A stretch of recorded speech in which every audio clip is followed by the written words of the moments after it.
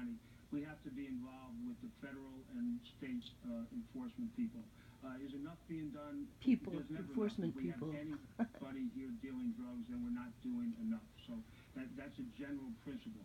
The fact is that we have General intelligence units in the principle. district attorney's office. They are dealing with the local authorities. They are dealing with the state police.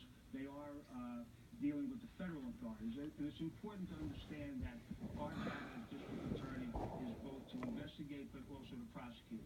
And one of the things that we have to realize is that while we may talk about the people using the drugs and how they can be rehabilitated, we have to talk about the people dealing with the drugs. They really should not be given any benefit of any doubt. They have to be placed in correctional institutions. And the fact is, with cooperation with the federal authorities, with the state authorities, the Westchester District Attorney's Office has been successful. We're not as successful as we should be. We'll keep trying. It's a never-ending battle. It's one of those deals that every day something new pops up. But obviously, we've had some success. There was a success up in Portland where the people were arrested who were importing large amounts of cocaine and heroin. So every day is a new challenge. It's one of those deals where law enforcement and the district attorney's office, in cooperation, will continue with the informants and with the public. Mr. Bendish, thank you very much. Anthony Scarpino, you now have 90 seconds to talk about your solution to the heroin problem. Well, I've had specialized experiences dealing with the drug situation in Westchester County when I was on the county court. I was served on the special narcotics court. This has been this war. Then when I was dealing with the problem, now we have heroin. It is a continuing battle that we may never win, but we can always do a better job. I'm convinced we can do a better job. And the way that we do that is, of course, by the stricter enforcement of the laws that we have and strict prosecution of those that are bringing the drugs into Westchester County. We also have to increase the quality of our intelligence.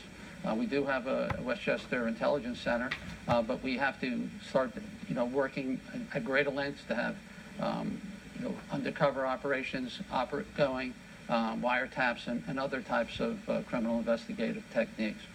We're always working to do better by educating our youth to try to keep them out of the cycle. That is something that we have to do, and we have to continue to do at the earliest stage possible. And finally, to try to address it, our newest techniques deal with special treatment courts. They seem to be very effective, and they help to divert low-level drug users out of the criminal justice system into treatment centers and prevent them from having criminal convictions.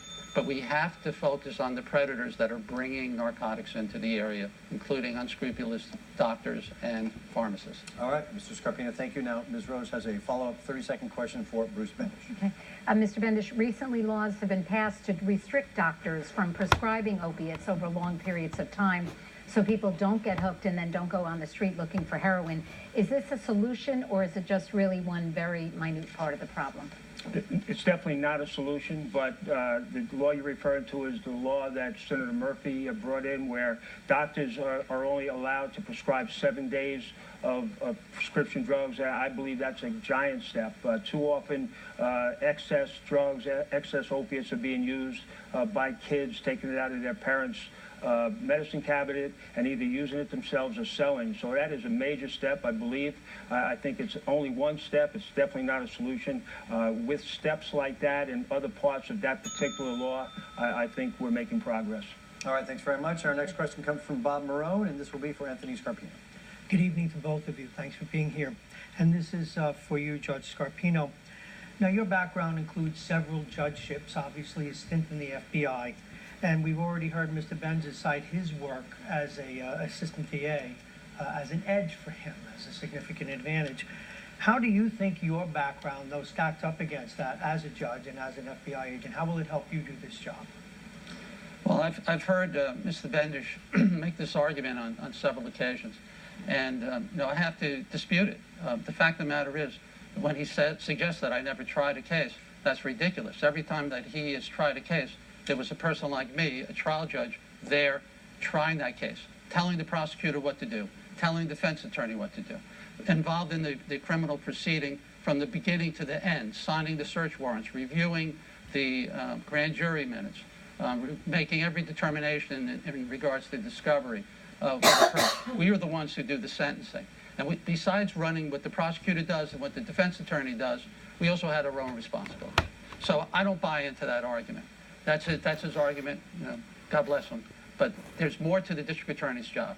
District attorney, the district attorney. I'm not trying to become an assistant district attorney. The district attorney has a very broad responsibility. And my years of public service have given me 30 years of working with the community and dealing with the stakeholders in Westchester County that have an interest in what the district attorney does. Law enforcement, faith-based organizations, civic groups, local, state, federal government. These are the opportunities that I've had as a person in public life that Mr. Bendish has not had. And for the last 25 years, while he's been a